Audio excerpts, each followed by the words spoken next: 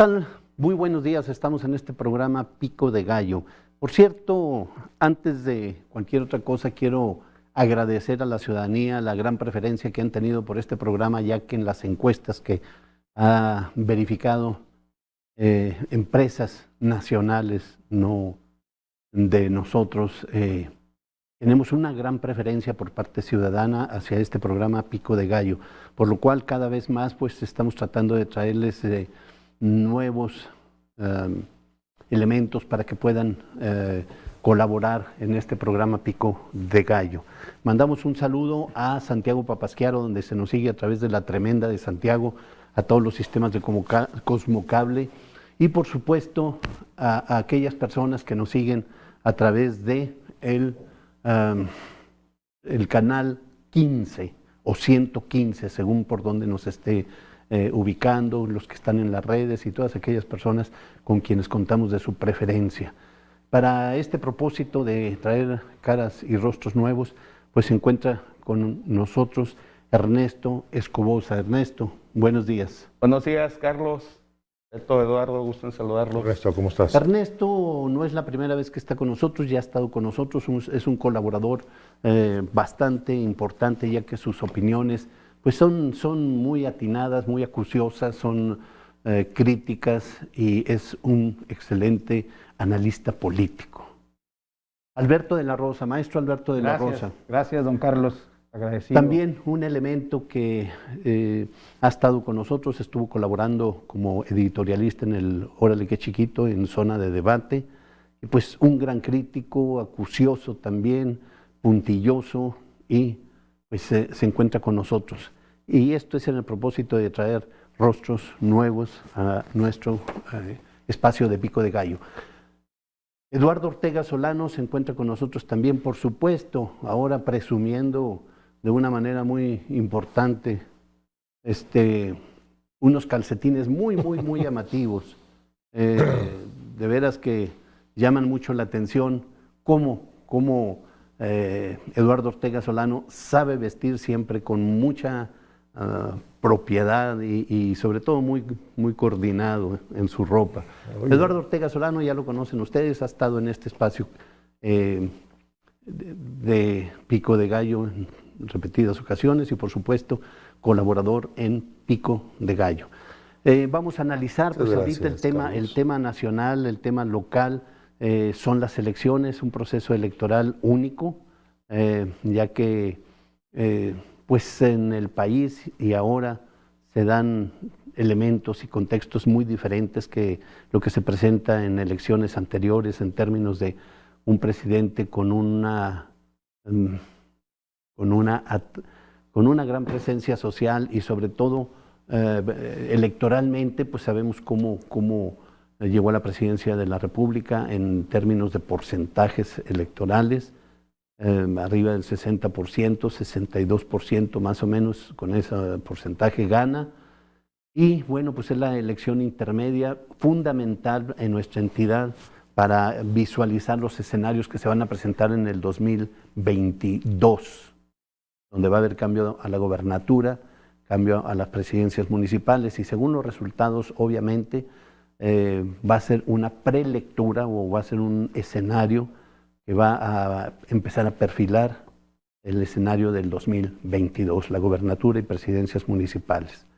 Hay varios elementos, ya no quiero quitarles tiempo porque vemos inquieto aquí a los participantes, pero pues les dejo el escenario ya a ellos, no sin antes darles un antecedente así muy rápido. Se van a elegir 25 diputados locales, 4 federales. De los 25 locales van 15 de mayoría y 10 de representación proporcional.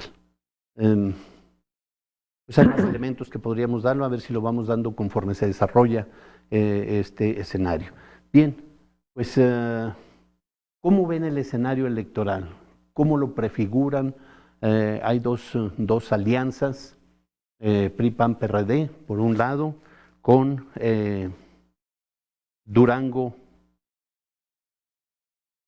En esta alianza van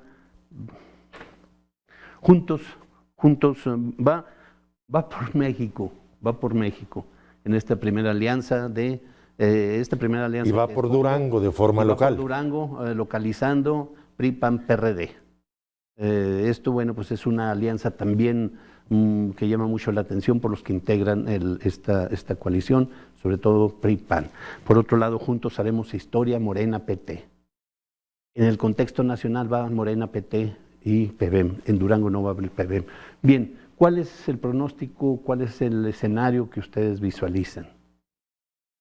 Maestro. Eduardo. Pues es un escenario atípico muy interesante. Ver al PRI y al PAN juntos a no pocos electores hace que se les erice la piel.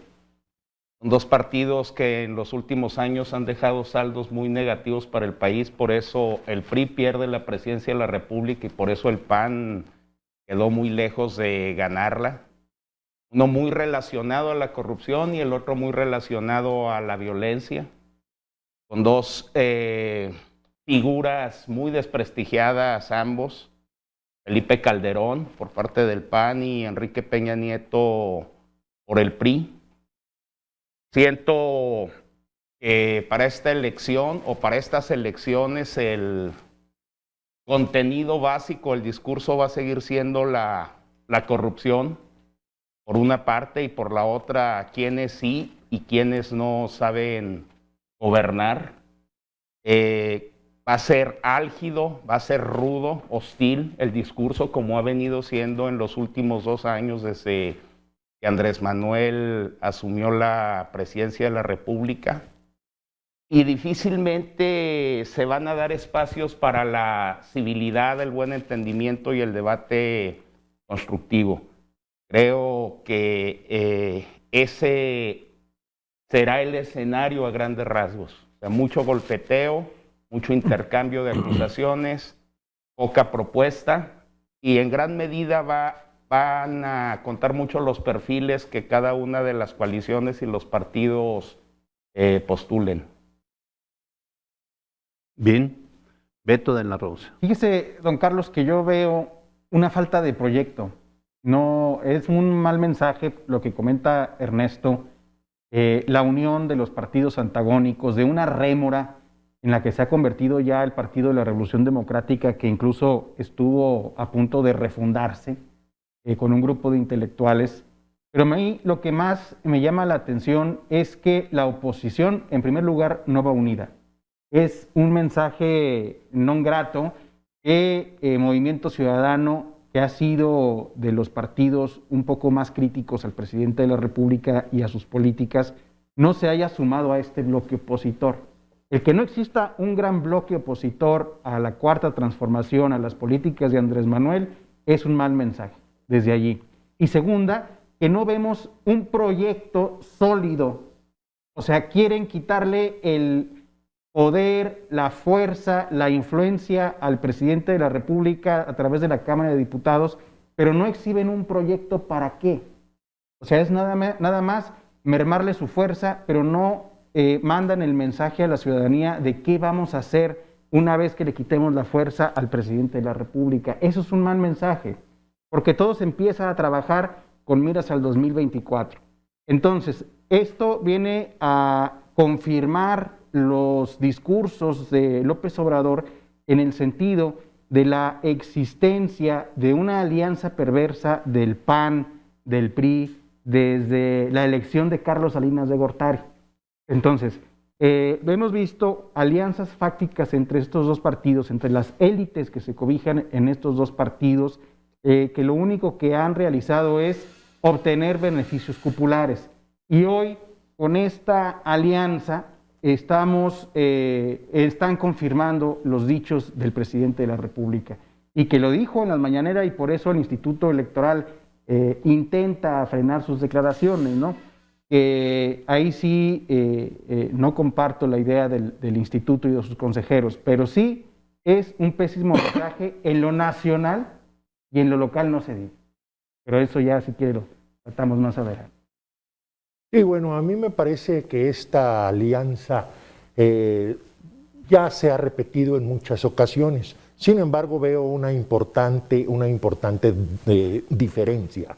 Esto desde la elección de hace 12 años estuvo operando el PRI a favor del Partido Acción Nacional.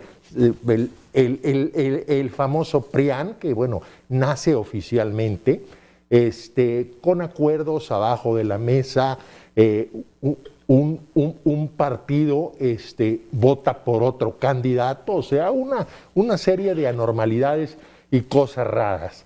En este caso me parece que es una alianza diferente. No estoy diciendo que sea una alianza buena, No no digo en este momento si es algo bueno o algo malo. Es algo diferente, porque es una alianza legal que se pone en la palestra ciudadana, decir, bueno, ahora vamos los que éramos antagónicos, que es el PRI y el PAN, y efectivamente el PRD no cuenta, es una rémora azul a partir de sus alianzas de subsistencia, ya no hace nada, no propone nada.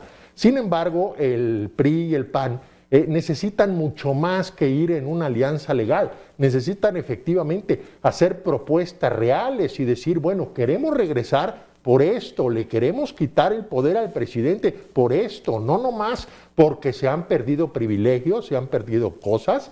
Efectivamente tienen que presentar algo de decir, bueno, actuamos mal durante tantos años, ahora no se va a volver a repetir, nuestro proyecto junto es y no basarse en gran parte en mentiras, en fake news y en una descalificación a ultranza del presidente, que si bien es cierto, ha cometido errores, varios errores o bastantes errores, pues es lo único que hacen, tratar de decir aquí está haciendo mal el presidente. Y hay cosas que, bueno, su punto de vista es que están mal, pero mucha gente piensa que no, ¿verdad? Entonces, pues es muy discutible todo esto. Ernesto, por alusiones de lo que afirma Beto de la Rosa. Bueno, sin lugar a... Otra cosa, sin lugar a dudas va a ser una serie de elecciones locales y federales muy, muy complejas. Están los 15 estados donde se disputarán las gubernaturas. Elecciones para la Cámara de Diputados, los ayuntamientos. Recordemos que en 2018 hubo poco más de 100 personas asesinadas relacionadas a la elección. Esperemos que no se replique. Desafortunadamente la impunidad que se vive en el país es lo que propicia y alimenta ese tipo de conductas. Se ha perdido en gran medida el debate ideológico, ahora son intereses, los políticos entendieron, comprendieron que la práctica política es una forma muy fácil y poco riesgosa para enriquecerse. Y en gran medida en eso se ha convertido la política, una forma sencilla para escalar social y económicamente de una forma muy rápida. Se amasan grandes fortunas en unos cuantos años. Y la lucha anticorrupción sigue muy obstaculizada. Las instituciones no tienen la fuerza ni las leyes tienen el diseño para juzgar a los grandes corruptos de este país. Y creo que en ese sentido va a haber muchos actores que van a cometer excesos. Los gobernadores tradicionalmente lo hacen, tienden a intervenir en los procesos electorales. Hay mucho en juego, mucho dinero, mucho poder, los grandes negocios. Y es lo que hace falta en este momento, que haya contenidos y que haya propuestas. No las hay. Y efectivamente, la idea de esta coalición es demeritar el poder del presidente, pero no nos han dicho para qué. A lo más que han llegado es para equilibrar fuerzas, a lo más que han declarado es para que el presidente no tenga un poder absoluto. Pero lo cierto es que yo no veo a una ciudadanía activa ni con ganas de participar. O sea, hay un hartazgo del cual la gente todavía no se recupera. Los políticos siguen siendo los personajes más desprestigiados de la sociedad y no es gratuito. Es precisamente por la forma en que se han conducido y por la forma en que se han comportado. Hay un doble discurso, mucha tolerancia a lo que los mismos políticos dicen que no van a permitir, los pactos de impunidad siguen vigentes y creo que también esta oposición se juega su futuro. Para ellos no fue fácil perder la presidencia de la República, la mayoría en la Cámara de Diputados y en la Cámara de Senadores. Prácticamente se convirtieron en fuerzas políticas testimoniales que la mayoría de Morena ni siquiera negocia con ellos, simple y sencillamente se ejerce la democracia y los aplastan en las votaciones. Están en una situación en que jamás se imaginaron y efectivamente, o sea, lo que a mi juicio creo que los impulsa a recuperar sus privilegios. Era un poder exorbitante el que tenían los panistas y los priistas en las últimas administraciones federales. Los pactos de complicidad fueron los que sostuvieron ese tipo de formas de hacer política y esa forma de controlar el Estado. Y creo que con sus aciertos, sus desaciertos, López Obrador representa todo lo contrario, no les está dando mucho margen de maniobra, no le interesa quedar bien con los gobernadores, no le interesa visitarlos y anunciar grandes obras. Y abiertamente dice, no les mando más dinero porque se lo roban.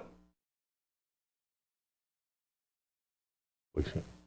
¿Algo que Bueno, quieran sí, agregar? sí, sin duda, no hay un ánimo en la ciudadanía de participación. Eso se está viendo tanto de manera nacional como de manera local. Me parece que por la cuestión de la pandemia, me parece que por la decepción hacia la clase política, el abstencionismo va a ser muy complicado. Ahora, bueno, los que pudieran tener cierta oportunidad es precisamente los partidos políticos, los que no van en estas grandes alianzas, como precisamente es el Verde, de forma local, o MC. Sin embargo, yo considero que MC tiene el problema todavía aquí en Durango, que sus personajes, incluyendo el dirigente, el profesor Óscar García Barrón, es un personaje relacionado mucho todavía, identificado con el PRI. Estuvo 40 años en el PRI, entonces no puede decir de momento, fíjense que ya no estoy en el PRI, ahora estoy en otro lado. Y aunque está haciendo una buena labor, está tratando de hacer un buen trabajo, la ciudadanía lo identifica todavía en otro lado, al igual pues los otros elementos. La única identificada con MC es la regidora Paulina Monreal. En el caso del Partido Verde, sí me parece que pudiera también tener un nicho, se han mantenido con propuestas, han hecho algunas cosas. Me parece que mucho ciudadano que no quiera votar por Morena o por el PRI-PAN puede irse esos votos para eso. No sé si les alcance solo para conservar el registro, no sé si les alcance para meter a alguien en diputados, en Congreso local. Hay que ver, ¿no? Hay muchas cosas por definir todavía. Bien, me llama mucho la atención de que los tres coincidieron, e incluso estoy de acuerdo, en que la oposición habla mucho de tener que equilibrar fuerzas. Y los tres coinciden de que para qué, si la ciudadanía además ve que no está haciendo un mal gobierno López Obrador, equilibrar fuerzas, bajo qué propuesta, para qué la quieren equilibrar. Esto se me hace un punto muy importante, ya que es lo que han estado argumentando básicamente todos los partidos de oposición a Morena. Y por eso que usted comenta, don Carlos, Morena sigue bien posicionado en las encuestas electorales, incluyendo para las elecciones donde va a haber elección de gobernador. Entonces, la gente está interesada en resolver el día a día. Y lo que sea los programas del bienestar del presidente de la República, de apoyo a adultos mayores, las becas Benito Juárez, etcétera, han venido a ser paliativos para la situación económica que le interesa a la gente. Entonces, por eso, pese al desastre interno, organizacional que tiene Morena, que se ha convertido en una lucha de caníbales, pese a todo, sigue alto, sigue arriba. Y eso, la verdad que pues se debe a la estrategia del presidente, a sus mañaneras, a sus programas del bienestar, a su estructura de los servidores de la nación. O sea, la verdad no se ha quedado paralizado y ojo con esto, en esta elección se va a fraccionar el voto como no tienen idea, por primero el formato de las alianzas, que no se tacha un solo recuadro, van separados. Y luego los nuevos partidos políticos, 3 más partidos políticos y añádale los independientes que puedan surgir, entonces se fracciona el voto.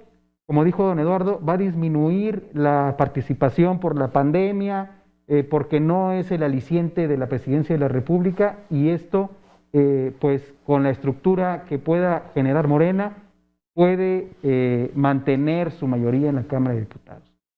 Me parece importante lo que comentaba Beto, que tiene sus beneficios también, que no va a ir en un cuadro los 3 logotipos, sino que cada partido va a ir individualmente.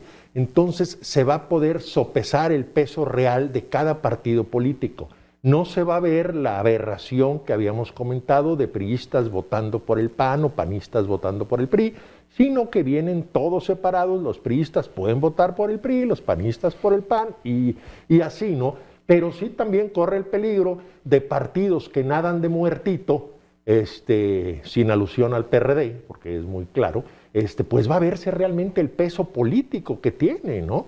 Entonces eso en los próximos procesos electorales va a verse, ¿no? Que es algo importante. Los partidos satélites pues van a estar ahí, pero no con el apoyo de los grandes partidos. Ernesto. Bueno, yo siento que va a ser una serie de elecciones muy polarizadas. La mayoría del voto se va a decantar por una coalición o la otra. Creo que los nuevos partidos con registro condicionado tienen un escenario sumamente difícil, incluido el Verde, Movimiento Ciudadano, partidos que en realidad no representan mucho, que han jugado a una política de alianzas prácticamente desde su creación, con unos movimientos en cuanto al posicionamiento ideológico sumamente absurdos, ¿no? De repente son de izquierda, luego de derecha, el Partido Verde, un partido que siempre se alía con quien tiene la presidencia de la República, que ni son verdes ni son ecologistas, no tienen propuesta, y se han convertido en unos zampones de la política. Yo siempre he sido de la idea de que se debe depurar el sistema de partidos mexicanos, precisamente por esa falta de representatividad. Porcentaje mínimo debería estar alrededor del 5%. O sea, tiene que pasarse a otra etapa, ese pluralismo en cuanto a la existencia pluripartidista, creo que ya está rebasado por la realidad, y ese tipo de partidos, incluido también el Partido del Trabajo, se han convertido en franquicias empresariales. Ya no hace falta que ganen el poder para tener esos privilegios y ese acceso al dinero público a través de las prerrogativas. Simple y llanamente, la dirigencia del Partido de la Revolución Democrática tiene años en una situación bien cómoda sin esforzarse. La prerrogativa sigue llegando gracias a sus políticas de alianzas. Y creo que en los últimos años la sociedad ha mostrado que es muy volátil. Nadie se esperaba esos resultados en 2018. Todo el mundo se había dado cuenta que iba a ganar López Obrador, pero nunca con el nivel porcentual que se dio. O sea, fue apabullante. Eso no lo habíamos visto en la época moderna del país. Esos porcentajes se daban cuando el PRI era el partido dominante y no había una oposición seria. Creo también que los nuevos partidos difícilmente van a poder conservar el registro, precisamente por esa polarización del discurso y porque en la vida de los hechos la polarización siempre provoca voto útil. Que si me en permites. el 2018 rápidamente se dio un fenómeno muy importante, que es el que Andrés Manuel López Obrador ya no pide el voto para él, sino que aclara y dice, a ver, necesito que voten por toda la 4T, por mis diputados, mis senadores, para así poder lograr el cambio. Entonces, pues sí, eso no lo calcularon, se esperaba el triunfo, pero no de esa forma, en base a que el mismo Andrés Manuel estuvo operando así. Ya no pedí el voto para él, sino para todas sus huestes, digamos. Bien, vamos a una señal de identificación, regresamos en un momento con ustedes. Regresamos.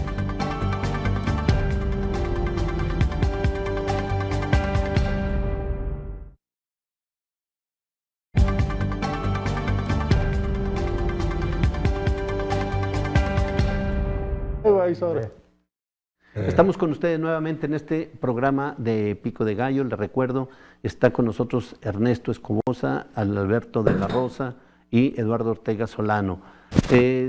Quisiera preguntarles a los participantes, dar un poco de historia en términos de la votación electoral. En 2018 fue un 56% de la votación que se registró en nuestra entidad. En 2019 fue un 40%. Es decir, la votación cada vez va más a la baja. Y aquí la gran pregunta es, ¿hasta qué punto, hasta qué porcentaje podemos considerar válida una elección donde no participa la ciudadanía, donde evidentemente hay un desdén, un menosprecio hacia los candidatos? Esto es una situación grave en términos de la democracia que tanto se habla, y además luego las personas, los candidatos que llegan a ganar, ganan con porcentajes hasta el 12, 10%. El 10, el 12, se han dado casos así, que para gobernador registran, ganan con el 12%. ¿Esto hasta qué punto es válido y no es una burla a la ciudadanía? Les pregunto. Fíjate que aquí, bueno, yo considero muy importante la judicialización del voto nulo, realmente. Porque hay mucha gente que no va a votar porque no ve ninguna alternativa. ¿Verdad? No es que no quiera ir a votar una parte, sino que dice, bueno, no me gusta ninguno. Y los porcentajes efectivamente cada vez son menores. Aquí me parece que en el próximo proceso electoral no va a haber ni un 40%. Sin embargo, las reformas políticas electorales pues no han contemplado eso, se han estado apapachando entre todos los partidos políticos. Dice un clásico que el que hace la ley hace la trampa, y en este caso los partidos políticos se están protegiendo, que ahí no le muevan, que exista la participación que exista, así en el hipotético caso que pudiera ser un 20% o alguna cosa así, eso no afecta ni los porcentajes, no afecta a los partidos políticos y gobiernan sí de una forma que pudiera ser legal, pero sin duda alguna es inmoral y es sin ninguna representación verdadera. A mí me parece que debe de haber una gran reforma política electoral donde se contemple todo eso, se suban los porcentajes. Los independientes también es una entelequia, no existe, no les dan las mismas oportunidades, pero los independientes tampoco son independientes, vienen a ser independientes de los partidos políticos, pero no de grupos de poder de facto que también operan. Bien. Entonces, pues falta mucho por hacer en ese rubro. Mire, don Carlos, la verdad que sí se requiere una reingeniería del sistema político electoral mexicano. Y eso fue una asignatura pendiente de la Cuarta Transformación. Yo siento que les fue temblando la mano o le fueron midiendo el agua de los camotes, como se dice popularmente. La idea que proponía el presidente de la República en desaparecer los organismos públicos locales electorales para que fueran absorbidos por el Instituto Nacional Electoral, que las autoridades jurisdiccionales electorales trabajaran únicamente en tiempos electorales. Se requiere también todo eso porque son aparatos administrativos y judiciales totalmente obesos, llenos de opacidad y corruptelas, de cochupos con las autoridades locales, que sí se requiere modificar. Los partidos políticos, coincido con Ernesto, subir el porcentaje de votación válida emitida para que puedan perdurar con el registro. En el 2018 estuvieron bailando en la cuerda floja Movimiento Ciudadano, el propio PRD, y bueno, pues fueron salvados, se salvaron milagrosamente, incluyendo el Partido del Trabajo. Ahora a ver cómo les va en esta elección. Otro elemento que lo vimos y que, aderezando lo que dice Eduardo Ortega, hubo la propuesta para reducir hasta un 50% el financiamiento público a los partidos políticos. Y ahí el Partido del Trabajo y el Verde deshicieron la mayoría, porque decían que no iban a subsistir. O sea, ese es el principal elemento, reducir el financiamiento público, darle más dientes a la unidad de inteligencia financiera por la cantidad de dinero en efectivo que circula en los procesos electorales. Eso también es algo muy importante y que se prestan muchas situaciones de lavado de dinero. Y sobre todo también las candidaturas independientes, que tengan un poco más de piso parejo. ¿Por qué no pensar también, ahorita que comenta usted de los porcentajes de votación para considerarla válida, pensar en la segunda vuelta? La segunda vuelta es un ejercicio que se utiliza en muchas democracias europeas con el objetivo de generar gobiernos de coalición no electoral como actualmente las conocemos, sino que traigan agenda parlamentaria, agenda de gobierno, ¿sí? Y eso provoca que se vayan generando estas alianzas con un proyecto viable, visionario para ejercer desde el poder. Se requiere esa reingeniería, es indispensable y ojalá una vez terminando este proceso, si la cuarta transformación mantiene la mayoría, debe cambiar todo el aparato electoral mexicano. O sea, para bien de la nación, porque la gente no está interesada, don Carlos, lo decía al inicio, la gente le interesa más si va a comer el día de hoy, si va a tener medicinas, si va a poder ir a la escuela, si no lo van a asaltar o a matar saliendo de su casa. Y ahora, con este elemento del proceso electoral, de la pandemia, pues yo no voy a ir a votar por temor a contagiarme de coronavirus, por ejemplo. Va a bajar mucho la votación, yo pienso que se va a ir a un 30-35% el porcentaje de votación a nivel nacional. Y añádale entre 10 partidos políticos. Bien. Ernesto.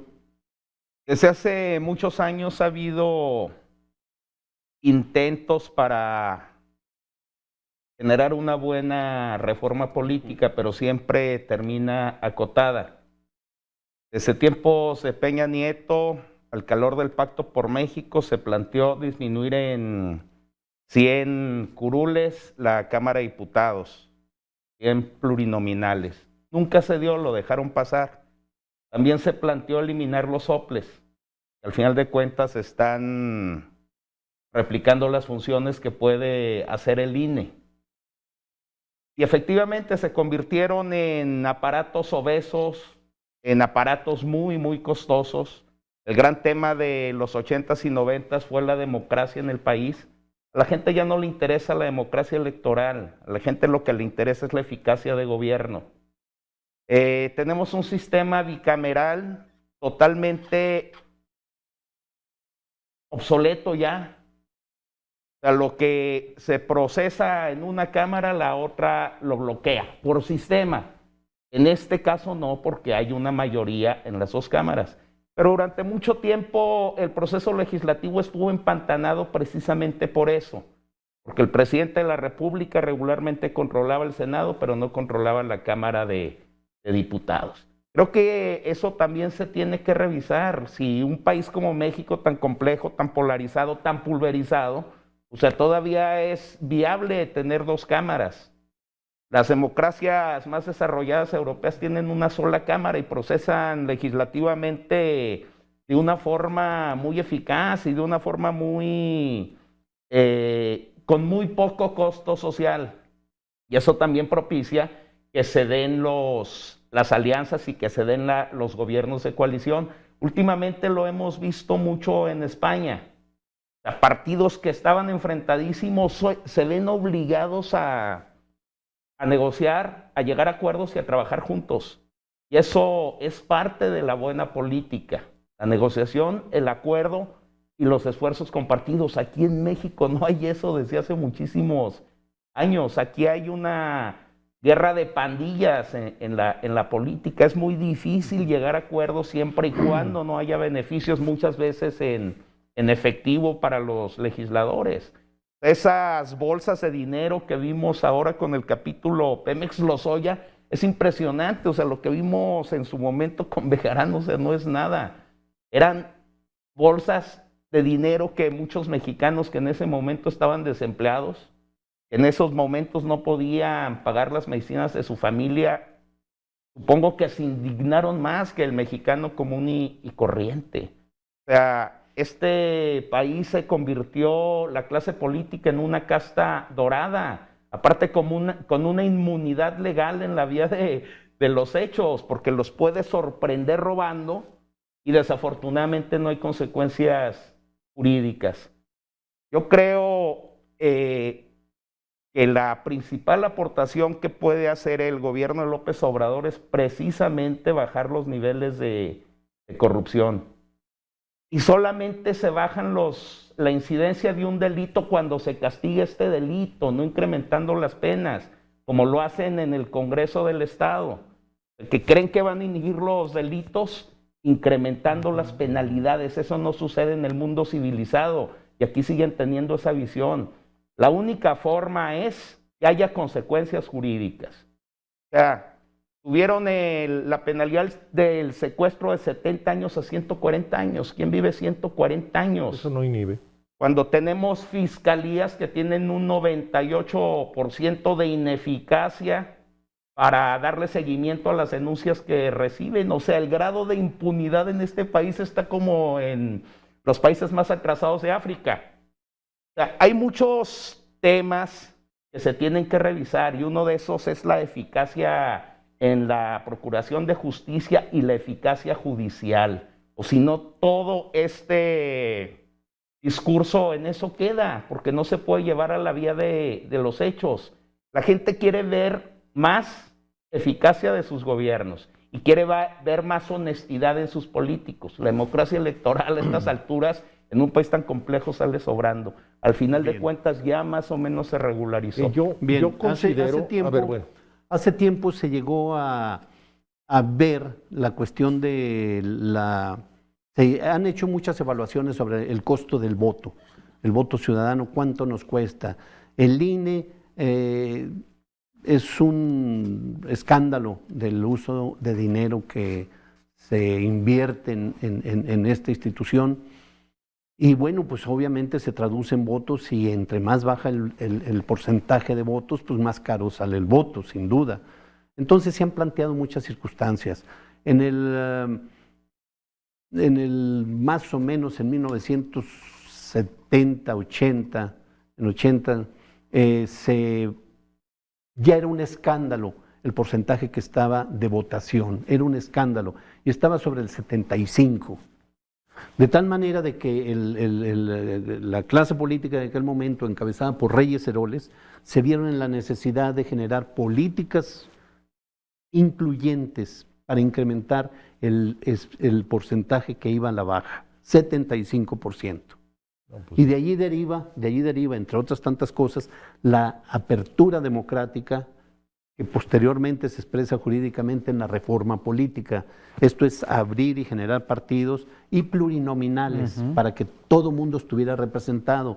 Pese a eso se siguió yendo a la baja.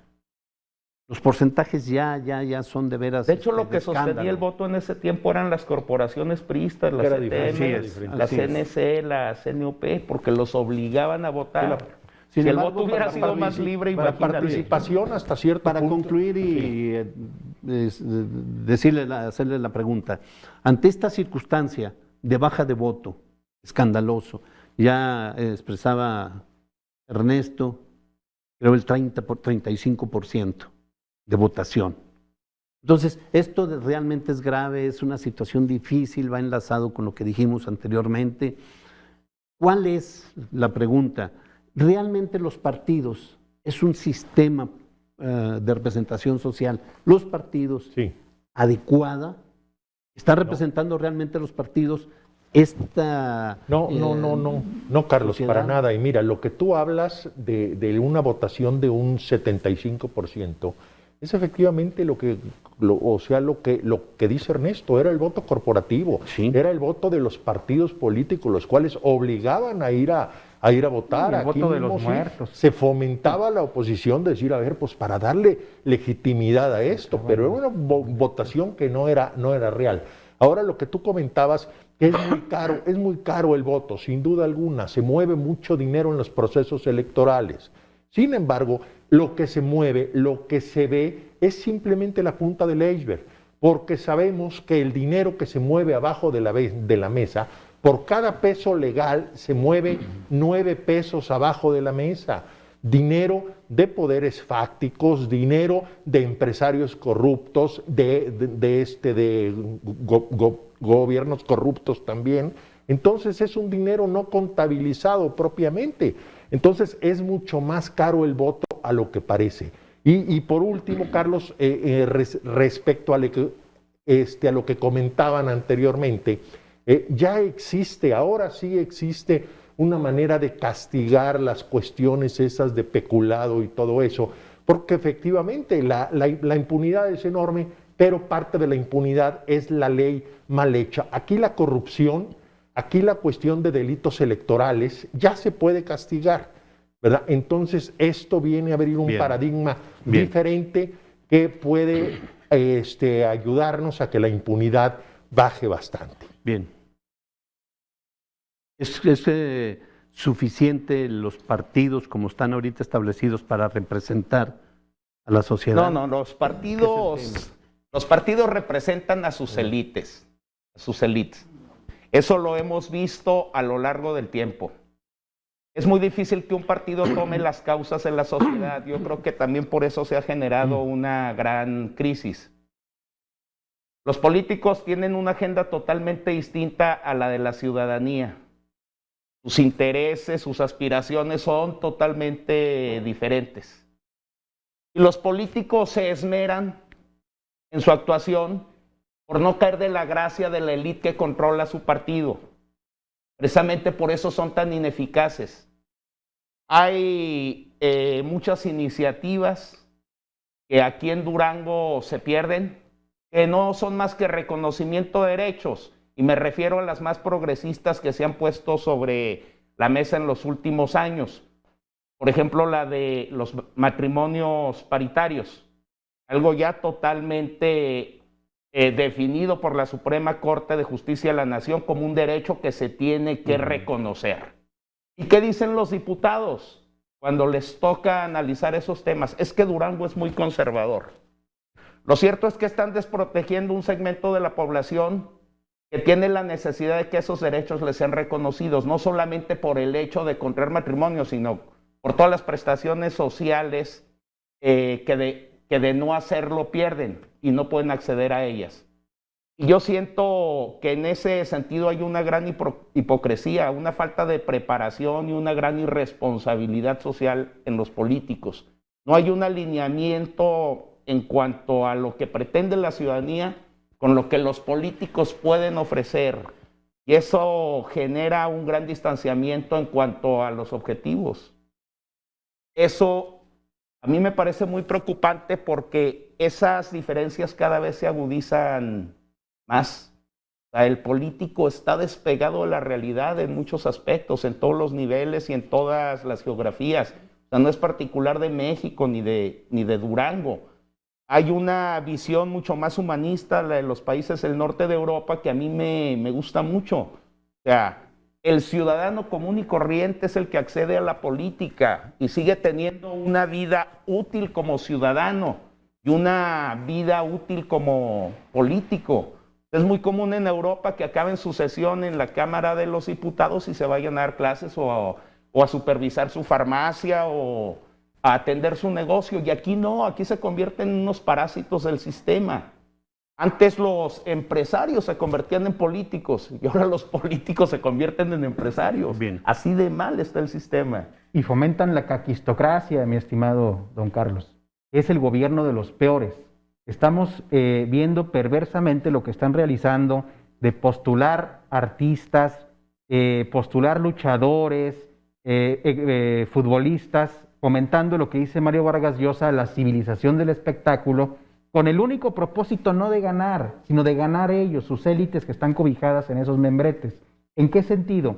De que estas celebridades del espectáculo van a provocar que los partidos políticos tengan mayor votación, que se traduce en espacios de representación proporcional y en financiamiento público. Y así van a ir buscando incautos o llevando al poder a gente mediocre, como el caso de Cuauhtémoc Blanco, por citar el más emblemático, y esto va a ser el gobierno de los peores, que es lo que están fomentando. Ojo con eso. De forma local, eso de la artistiada lo está haciendo aquí el PRD, donde no tiene candidato, no tiene un cuadro y propone a un imitador de Juan Gabriel. Bien. Pero los otros partidos están iguales, Sí, la diferencia es que no cantan. Se nos terminó el Es un ejemplo tiempo, de uno lo que está haciendo, pero esta todos los elección del partidos están 2021 iguales. va a prefigurar el 2022. 2022, de manera rápida, un minuto para cada quien. 2022 es elección a gobernador y presidentes municipales. Yo creo que aquí en ¿Quién se Durango va a haber alternancia. No veo cómo un gobierno tan incompetente como el que ha encabezado el Partido Acción Nacional aquí en Durango pueda retener la administración.